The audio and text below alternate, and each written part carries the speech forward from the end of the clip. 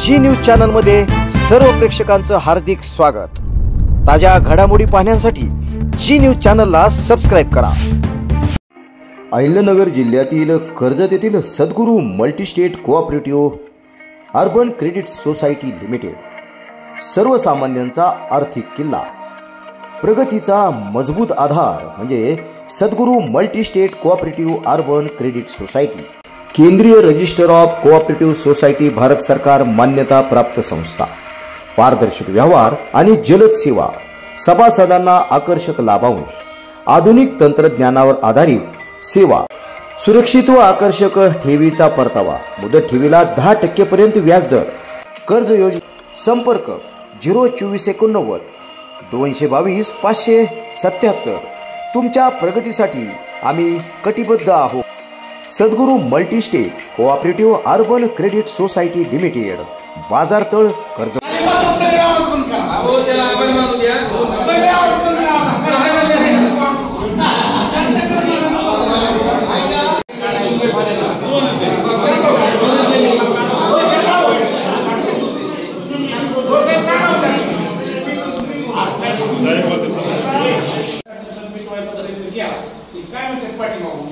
Structure आपण 4 जणच करायचं, झेंडा आपणच लावायचा, पण वाद घालायला कोणाला बोलवायचं तर चुकलं तर तुम्ही फोन करून सांगायचं असं चुकतंय।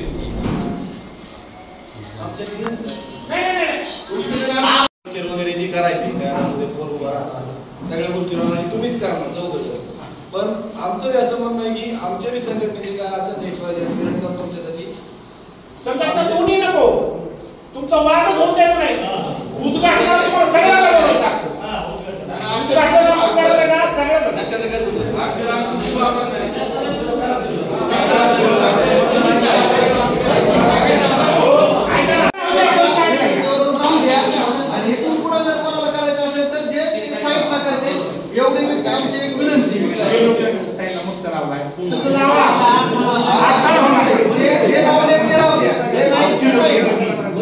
बोलायचं, साहेबांनी जो जस्टिस मांडल्या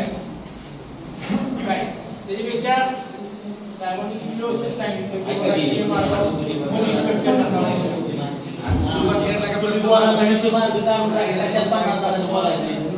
असं म्हणतोय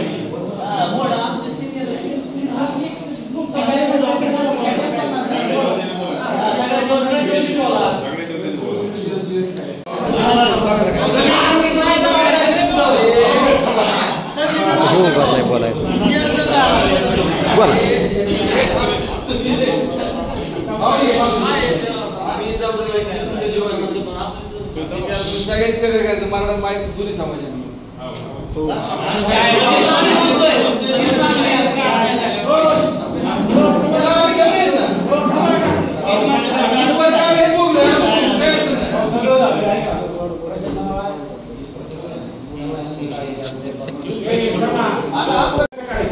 ते डिझाईन सगळ्यांनी मान्य केल्यानंतर त्या कॉन्ट्रॅक्टर बघून त्या कॉन्क्रीटमध्ये गोल करायचं, त्या चौकोनी करायचं, त्या कॉन्ट्रॅक्टर आम्हाला करून द्यायचे। झेंड्यासाठी सगळी माणसं बोलू, झेंडा कुठं तयार म्हणजे कशा प्रकारचा पाईप वापरायचा, कसा करायचा, त्याला कुठं वेगळे करायचं, खाली काय काय टाकायचं यासाठी 3 दिवसाला सगळं उभारून तुम्ही आम्हाला सहकार्य करा आणि सगळ्यांना घेऊन पार पाडू, चर्चा वाढवू। सकाळी तुम्ही 9 वाजता यायचं, ऐकून घ्या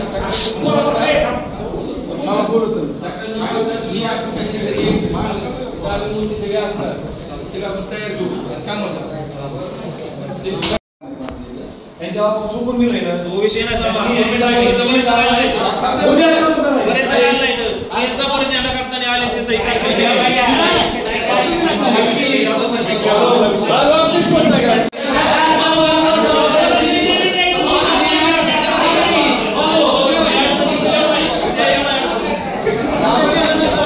झालेला विषय आपल्याला सर्वांना मान्य आहे, मान्य ना सर्वांना।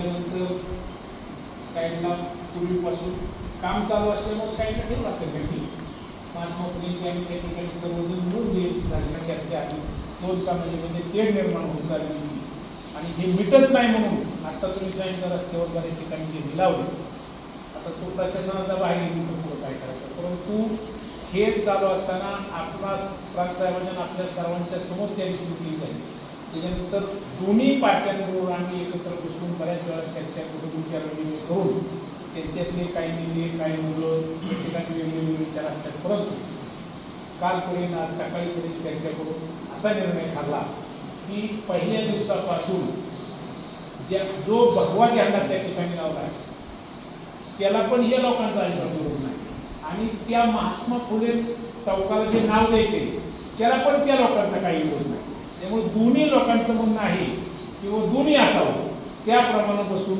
आता त्याच्यात अजिबात वेगळं काही ठरलेलं नाही फक्त त्या ठिकाणी एक छोटं स्ट्रक्चर बांधायचं आणि रोड मोठा केलेला आहे योगाने तुमच्या सगळ्यांच्या प्रयत्नामुळे रोड मोठा झाला म्हणून छोटं स्ट्रक्चर बांधायचं आणि त्या चौथऱ्याला क्रांतीसूर्य महात्मा ज्योतिबा फुले नाव द्यायचं आणि त्याच्यामध्येच भगवा झेंडा पण ठेवायचा असं सर्वांमध्ये आज ठरलेलं आहे ठरले का हे मान्य आहे का ते साहेबांना सांगा वेगळं कुणीही कुठल्याही पार्टीने काही परंतु साहेबांनी जरी आता सांगितलं असतं किंवा कायदा सुव्यवस्था आणि तुमच्या वाहनांच्या दृष्टीने राष्ट्रीय मार्गला परंतु त्या ठिकाणी चौक मोठा असल्यामुळे एक छोटं स्ट्रक्चर बांधण्यासाठी उलट तुम्ही प्रशासनाने आम्हाला परवानगी द्यावी आणि त्याला सर्वानुमते महात्मा ज्योतिबा फुलेंचं नाव आणि भगवा झेंडा एवढंच तिथे ठेवायचं आहे त्याच्याविषयी वेगळं काय असं सगळ्यांचं ठरलं आणि या मुद्द्यावर मिटलेलं आहे काय सांगायचं असेल तर मला सांग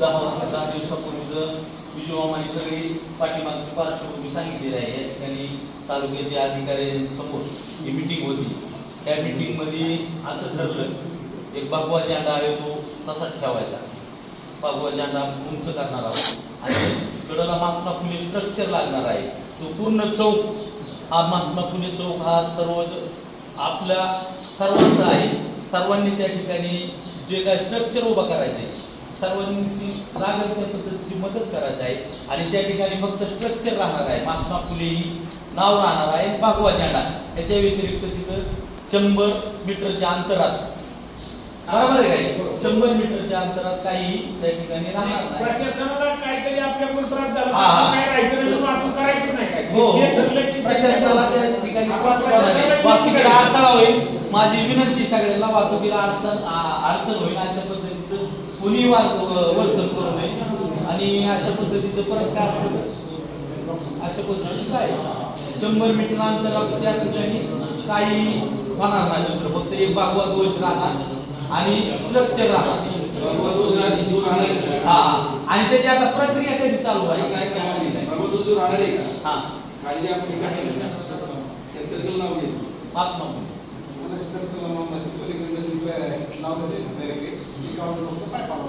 मी याबद्दल सर्वांचे आता काय झालं असेल ऐका 2 मिनिटं पाठीमागं काय झालं असेल आपण शब्द कुणी कुणाला वापरले असेल काय झालेलं असेल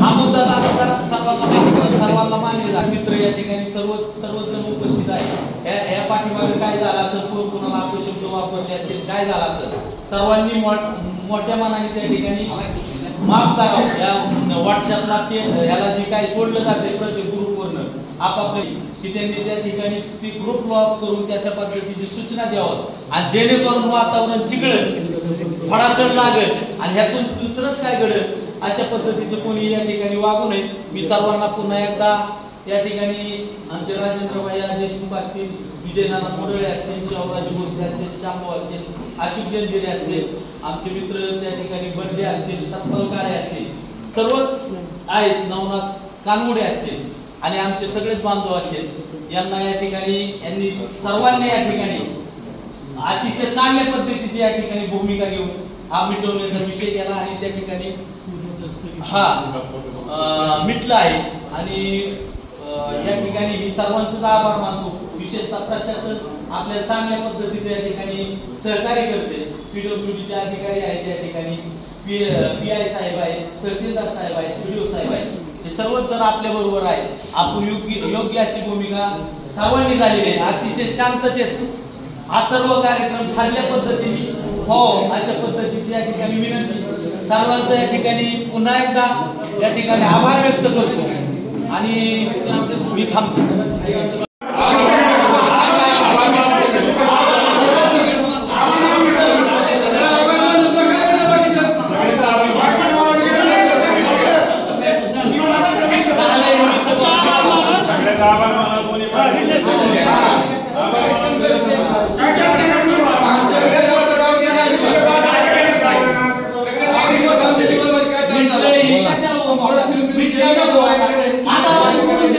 दुसरी चर्चाच करू नका.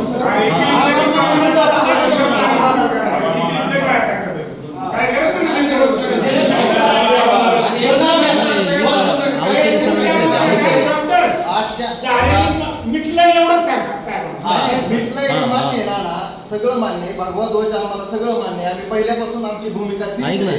परंतु त्या ठिकाणी आम्ही सुद्धा त्या ठिकाणी स्ट्रक्चर उभा करण्यासाठी मटेरियल आणलेलं होतं ध्वज उभारणीसाठी.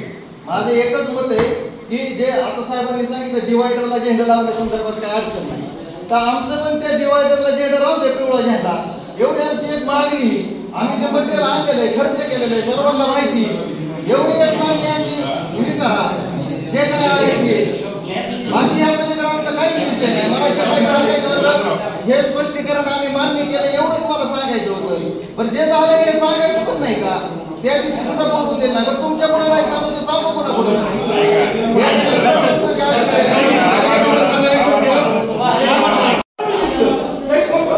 आता एक काम करा, आपल्या खाली एक वर बागवाच्या आम्ही शेतीतल्या मध्ये होता आणि आपलं जे बाजूला एक उभा करायचं या साईडला उजव्याच्या बाजूला आकडे तुम्ही सांगा.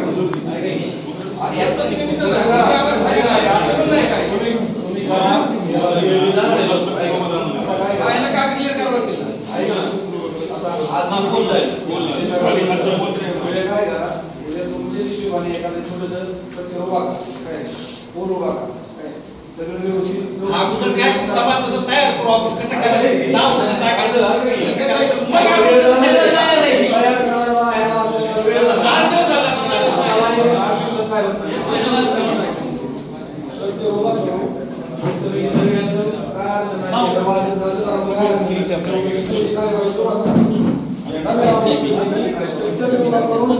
छोटस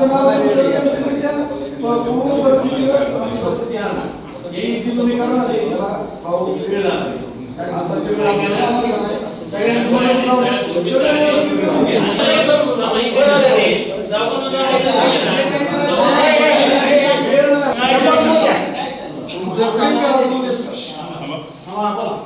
तुमचं कागदपत्री तुमचं शासनाकडे चालू होते, आम्ही उद्याच काम सुरुवात करू. तीच विचारला आता ही कोणाच्या अंडर आहे, PWDच्या अंडर. त्यांना मी विचारलं आमचा एवढा वाद लागला, एवढा आमचा वाद लागला जुनी पार्टी हे करायला आम्ही भेटत होतो. त्यांनी काय सांगितलं, तुम्ही एवढं मोठ्या मोठ्या सगळ्यांनी तर तिथं शेतकऱ्याला छोटा तुमचा चौथरा जो बांधायचा तिथं राशीला आम्ही परवानगी आणून घेऊ. परंतु चिरवडीला दुसरीकडे रस्त्यावर चिलावले लावल्यात ते बी राहू दे, आमचं काय म्हणणं नाही. पण ते तिथले मधले काम फक्त साईडला लावा म्हणजे ऍक्सिडेंट होणार नाही. भूमिका तुम्ही साईडला लावा. आम्ही पण सांगतो एका बाजूला घ्या विषय त्यांनी सांगितलं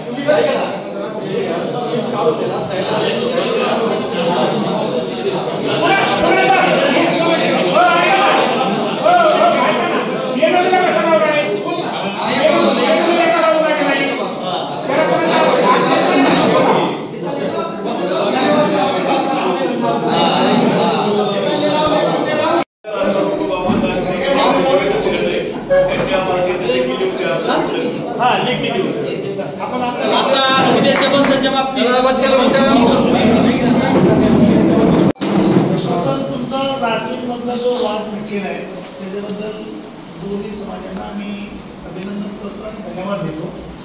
परंतु इतर ठिकाणचं जे रस्त्यामध्ये मधोमध्ये लावलेले त्या ठिकाणी डिवायडर पण नाही आहे. हां, मगाशी मी सुरुवातच तो विषयाला मी घेतलेली होती, तो केला होता. परंतु इतर जे काय भविष्यामध्ये कळत न कळत काही जरी घटना घडली तर डायरेक्ट सदोष मनुष्यवधाचा गुन्हा त्या संबंधित विभागाच्या अधिकाऱ्यावर होतो. त्यावेळी त्या संबंधित अधिकाऱ्याला वाचायला पूर्ण देऊ शकत नाही, कुठलेही कायदेही वाचू शकत नाही, कुठलेही कर्मही वाचू शकत नाही. पण विनाकारण त्यांची बळी जातो. आपल्याला लावण्याबद्दल विषय नाही, त्यांनी पण ते सांगितले रस्त्याच्या कडेला लावा. आता बरेच ठिकाणी लावले, हे दोन असं झालं की तिथे डिवायडर नाही, काय नाही, मधोमध्ये आले. आज ना उद्या आपल्यापैकीच काही लोक आपल्या नातेवाईक तिथं त्या रस्त्यातून जाताना घटना घडू शकतो. त्यामुळे आपल्याला काळजी घेणं आवश्यक आहे. जीव जाऊ नये, जीवितहानी होऊ नये याची आपल्याला खबरदारी घ्यायची. दुसरं काय वर्चस्ववाद किंवा काय आपल्याला काय काय नाही. ही जे आपण कुठलीही गोष्ट केली तर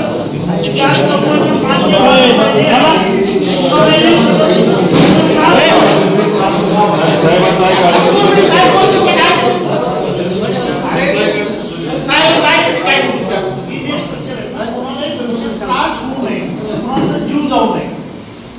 जीव गेल्यानंतर तो गेलेला भाग राहतो वेगळा आणि त्या संबंधित अधिकाऱ्यावर कारवाई सुरू राहतो. त्या रोड प्रवास करणारे आपलेच तालुक्यातले लोक आहे आणि ते डायरेक्ट तिथं डिवायडर पण नाही, काहीच नाही. डायरेक्ट रात्री जर गेला ना म्हणजे सगळं ते आवड पण देऊ काढा आणि तुम्हाला सगळ्या माझी कोणी लावले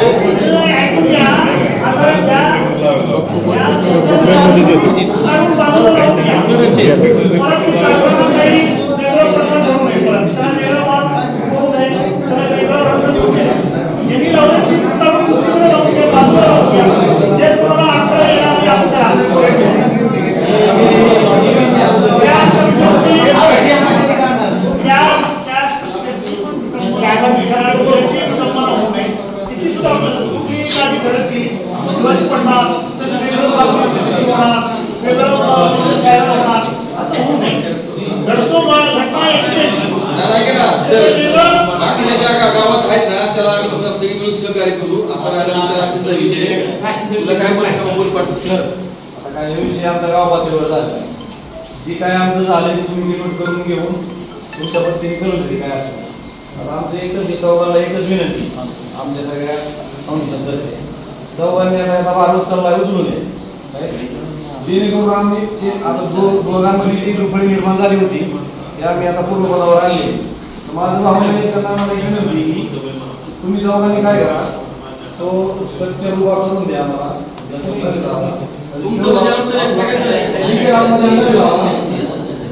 जो समज झाला काय गोष्टी बोलतात मी बी काय सोडून देतो, सगळ्यांनी सोडून देते. पण जे 4 डिवायडरला जे 4 आपला झेंडा भागवावरती आहे आणि हा जे विषमतेचं प्रतीक आहे. आपल्याला मित्रांना अडचण आहे 4 डिवायडरला 4 झेंडे आपले लावून घेऊ, तो बी करतो, तुम्ही तुम्हीच करा, आम्ही तिकडे येत सुद्धा नाही. आणि ही कारवाई उद्यापासून चालू करा जेणेकरून तुमचा पेक्षा मिटून जाईल. जर जे काय साहित्य लागते कोणाकडे सगळ्यात आम्ही उपलब्ध करून घेऊ तुम्हाला, त्याची काय अडचण नाही. त्या हिशोबाने 2-4 दिवसात नाही, आधी आपल्याला परवानगी घेऊन करायचा वेळ लागत असतो.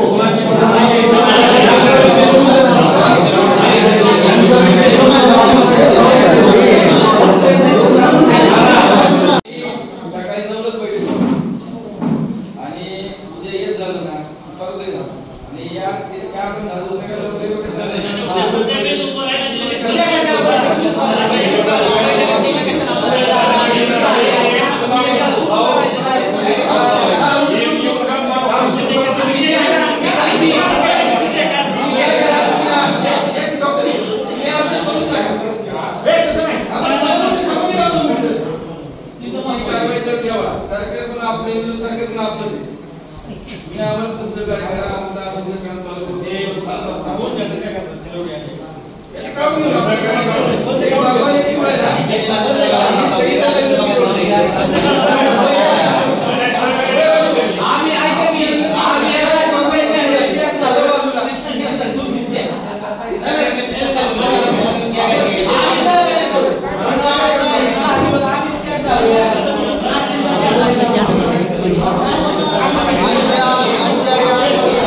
प्रशासनासोबत मीटिंग लावली या ठिकाणी विजयराणा मुंडळे, राजेंद्रभाई देशमुख, राजे भोसले, शामराव कानपुरे, अशोक शेठ बेंजरे, माऊली सायकर, अध्यक्ष पुंडलिक सायकर, बापूराव धोंडे, बापू सुखदेव धोंडे, श्रीकांत सायकर, राजू राऊत या सर्वांच्या समवेत आपण ही बैठक घेतलेली आहे शांतता कमिटीची.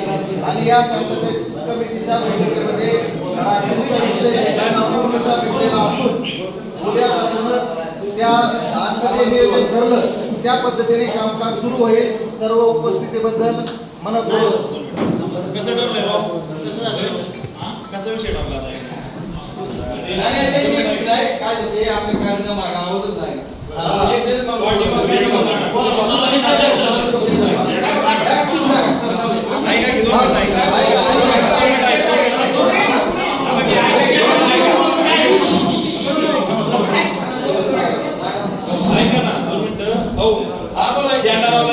त्याचं काय करायचं काढायचं का ठेवायचा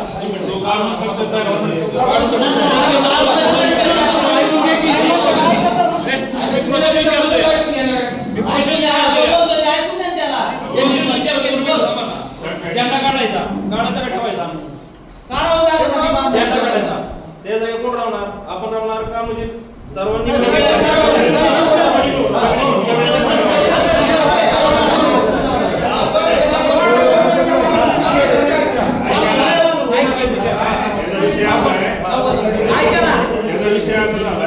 सांगितल्याप्रमाणे कसं आहे आता रावलाय का तो काढावा लागणार आहे. आपल्याला ज्यावेळेस काम चालू करतात त्यावेळेस सगळी जण येतात सगळ्यांनी मिळून काढायचा तिथं लगेच स्ट्रक्चर चालू करायचं त्या स्ट्रक्चर मध्ये नाव टाकून आपल्याला झेंडा लावून नंतर त्याला पण नाव द्यायचे. झेंडा आपण म्हणजे त्यांच्यातले काही सगळे येणार काढायला पण सगळे येणार लावायला पण सगळे येणार. ऐका ना ही प्रोसेस आहे ना आपण संध्याकाळी किंवा सकाळी चालू केली 100% सकाळी काय करायचं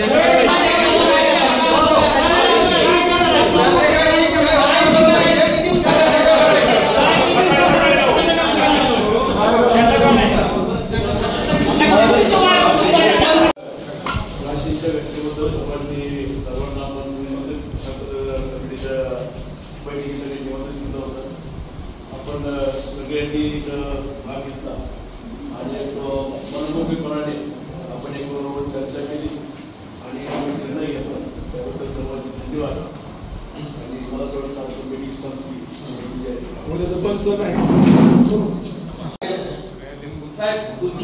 आमच्याकडे सवय लागली काय झाली लगेच बंद यापर्यंत प्रोसेस हे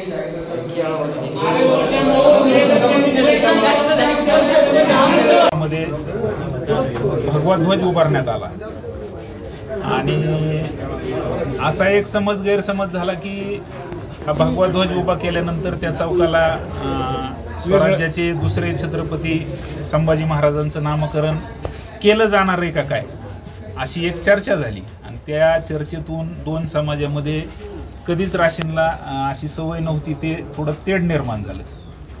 परंतु तिथं सगळ्यांची भूमिका अशी होती ज्यांनी भगवा ध्वज उभा केला त्या सगळ्या कार्यकर्त्यांची तरुणांची अशी भूमिका होती की हा ध्वज काय एका जातीचं नाही किंवा एका समाजाचं नाही, हे एक स्वराज्याचं प्रतीक आहे आणि त्या ह्याने तो राहावा. आणि महात्मा फुलेंच्या चौकाला सुद्धा कोणाचा विरोध असण्याचं काही कारण नाही, कारण पूर्वीच त्याचं नामकरण आम्ही सगळेच बऱ्याच वेळेस महात्मा फुलेंच्या जयंतीला त्या चौकात जाऊन अभिवादन करून, मला आठवते आत्ताची जी झाली जयंती त्या जयंतीला भाषण करताना मी सांगितलं होतं की महात्मा फुले हे काही एकट्या माळी समाजाची प्रॉपर्टी नाही, सगळ्यांनी ती जयंती साजरी केली पाहिजे. म्हणजे बाबासाहेब आंबेडकरांची असेल, शिवाजी महाराजांची असेल, आणि असा सामाजिक सलोखा आपण ठेवला पाहिजे. परंतु ठीक आहे, काही कारणास्तव थोडं वादविवाद मतमतांतर झाले. त्याच्यानंतर 19 तारखेला प्रांतसाहेबांनी, तहसीलदार साहेबांनी, पोलीस प्रशासनाने ते एक मिटिंग लावली. त्या मिटिंगचं आपण सगळ्यांनी लाईव्ह वृत्तांकन केलेलं आहे. त्या मिटिंगमध्ये सुद्धा थोडं मतमतांतर झाले, परंतु प्रशासनाने असं सांगितलं की तुम्ही स्थानिक पातळीवर हा वाद मिटवा. आणि दोन्ही समाजातल्या प्रमुख कार्यकर्त्यांनी एक राजे असतील, विजुनन असतील, शांभव असतील, आमच्या सगळ्यांवर एक विश्वास ठेवून बघ तुम्ही ह्याच्यात भूमिका घ्या आणि आपल्या गावातला वाद हा गावात मिटवा. शेवटी गावातलं गेले 10 दिवस आम्ही बघितलं तर वातावरण एवढं गडूळ झालंय की रोज आपण एकमेकाबरोबर फिरणारे एकमेकाकडे संशयाच्या नजरेने बघायला लागलो. आणि हे 4 दिवस 8 दिवस महिनाभर ठीक आहे, परंतु ही कायमसाठी चांगलं नाही. ही दोन्ही समाजाच्या ज्यावेळेस लक्षात आलं त्यावेळेस दोघांनी पुढाकार घेण्याची भूमिका घेतली. आम्ही सगळ्यांनी त्यांच्याबरोबर ह्यांच्याबरोबर 2-4 वेळा त्यांच्याबरोबर 2-4 वेळा कुणाचं काय म्हणणं आहे कुणाचं काय म्हणणं आहे अटी शर्ती त्याच्यातून मार्ग काढत काढत एक असा मार्ग सामंजस्याने निघाला की जो ध्वज लावलाय त्याला काय कुणाचा विरोध असण्याचं कारण नाही. हे सगळ्यांचं आपलं स्वाभिमानाचं प्रतीक आहे. त्याच्यामुळे तो ध्वज जिथं उभा आहे तो आणखी उंच आणि चांगल्या पद्धतीने फडकवायचा. परंतु त्या चौकाला महात्मा फुलेंचं नाव देण्याचं आज निर्णय नाही झालेला, तो पूर्वीच झालाय. आणि मग जो निर्णय झालाय त्याच्यात आपण बंधन कसं करायचं की तुम्ही नाव इथंच दिलं पाहिजे तिथं नाही दिलं पाहिजे. चौक म्हणल्यानंतर ते सगळा चौकच झाला. त्याच्यामुळं ते जे सर्कल किंवा काय त्याचं जे स्ट्रक्चर तयार होईल त्याला महात्मा फुलेंचंच नाव दिलं जाईल आणि ते दिलं जाणार आहे. ह्याच्यावर दोघांचीही संमती झाली आणि ध्वजालाही कोणी हात लावणार नाही. तो ध्वज आणखी चांगल्या पद्धतीने राहील. आणि ह्याच्यातून काय झालं तालुक्यातल्या बऱ्याच गावात रात्रीतून ध्वज उभा राहायला लागले. मग ती एकमेकाला कोण कोण आडवा आडवीन जिरवाजिरवीचा प्रकार सुरू झाला. तर माझी आपल्या निमित्ताने त्या गावातल्या सुद्धा किंवा अजून कुठं उभा राहणाऱ्यांना विनंती की ठीक आहे प्रत्येकाला आपल्या समाजाबद्दल जातीबद्दल अभिमान आहे तो असला पाहिजे. परंतु आत्ता प्रशासनाने सांगितलं आता काय गावात आपण बघितलं तिथं आता राशीनला डिवायडर आहे म्हणून तिथं अपघात होण्यासारखी परिस्थिती नाही म्हणून आपण तिथं स्ट्रक्चर उभा करू शकतो. पण काय गावात काय झालंय एकदम रस्त्याच्या मध्ये आपलंच कोणीतरी भाऊबंद तिथं धडकायला बसलाय उद्या. ह्याचा सुद्धा नीट विचार केला पाहिजे आणि ती स्ट्रक्चर साईडला घेतलं पाहिजे. मग तो ध्वज पिवळा आहे का भगवा आहे का निळा आहे का आणखी कुठला आहे ह्याच्यात न पडता सेफ्टीसाठी सगळ्यांनी तेवढं त्याच्यात भूमिका घेतली पाहिजे.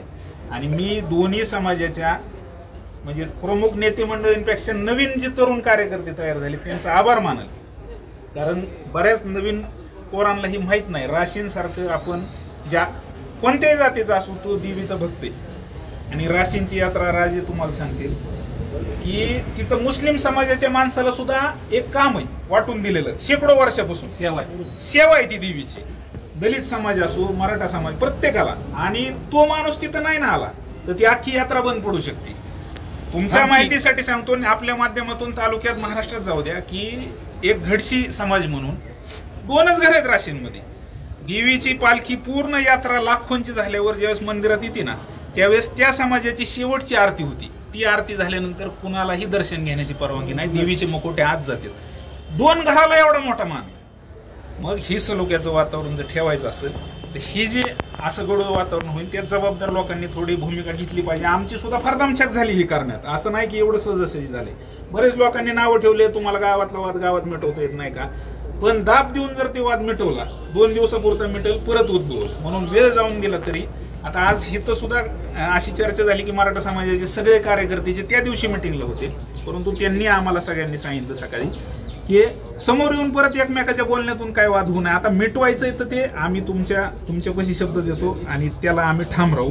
अशा पद्धतीने काही ठराविक आले काही ठराविक नाही आले तरी देखील माझी विनंती राहील दोन्ही समाजाला. कारण डॉक्टर आपण एक लक्षात घेतलं पाहिजे की सुखदुःखाला एखाद्याचं लग्न आहे एखाद्याचं अंत्यविधी आपणच एकमेकाच्या जाणार आहे कोण कोणाच्या जाणार आहे ह्याचं दोन्हीकडून पालन केलं पाहिजे तर ही सगळं टिकल अशी विनंती. मी धन्यवाद देतो आपल्या सगळ्यांना आणि ह्यात ज्यांनी हे प्रकरण मिटवण्यासाठी भाग घेतला त्यांना आणि प्रशासनाला आपल्या पत्रकारांना की आपण हे राशीन आज महाराष्ट्राचं ह्या वादाचं विनाकारण जसं भूकंपाचं एपिसेंटर होतं तसं व्हायला लागलं होतं. आपण हे सगळ्यांनी थांबवलं त्याच्याबद्दल मी आपल्या सगळ्यांना धन्यवाद देतो. हे असंच टिकू आणि जे ठरलंय आजच्या बैठकीत ती स्ट्रक्चर एखाद दिवस 2 दिवस पुढं होईल मागं होईल पण ती जसं ठरलंय तसंच होईल. ह्याच्यासाठी आम्ही सगळे शेवटपर्यंत प्रयत्न करत राहणार. ह्यात काहीच बदल होणार नाही. आपले सगळ्यांचे पुनश्च धन्यवाद. क्रांतीसूर्य महात्मा ज्योतिराव फुले चौक राशीन या चौकाच्या संदर्भात दिनांक 13 तारखेला जो वाद उद्भवला होता आणि त्या वादाच्या अनुषंगाने आम्ही अनेक वेळा निवेदनं दिली रास्ता रोको आंदोलन केलं कलेक्टरपर्यंत निवेदन दिले. परंतु आज आम्ही पंचायत समिती तहसीलदार साहेबांसमवेत या ठिकाणी दोन्ही समाजाची बैठक झाली आणि त्या बैठकीमध्ये दोन्ही समाजाची सहमती होऊन जो काय क्रांतीसूर्य महात्मा ज्योतिराव फुले चौकासंदर्भात वाद उद्भवला होता आणि त्या वादाच्या अनुषंगाने उद्या आम्ही संपूर्ण राशीन बंदचं आव्हान केलं आणि सर्व लहान मुलं बाया पोरांनीशी आम्ही त्या ठिकाणी उतरणार होतो। या ठिकाणी कर्जत, मिरजगाव, राशीन असा आम्ही बंद पुकारण्यात आलेला होता। तर तो बंद आम्ही क्रांतीसूर्य महात्मा ज्योतिराव फुले फाउंडेशनच्या वतीने उद्याचा बंद होणार नाही आणि तो तात्पुरता स्थगित केलेला आहे असं या निमित्ताने आपणास सांगतो आणि थांबतो। सद्गुरू ग्रामविकास प्रतिष्ठान संचलित डायनॅमिक इंग्लिश स्कूल कर्जतमधील इंग्रजी माध्यमाची उत्कृष्ट निकालाची परंपरा असलेली पहिली शाळा, CBSE आणि स्टेट बोर्ड अशा दोनही अभ्यासक्रमांची सोय, सर्व परीक्षांसाठी तज्ज्ञ आणि अनुभवी शिक्षकांचं विशेष मार्गदर्शन, dynamic English medium school Karjat.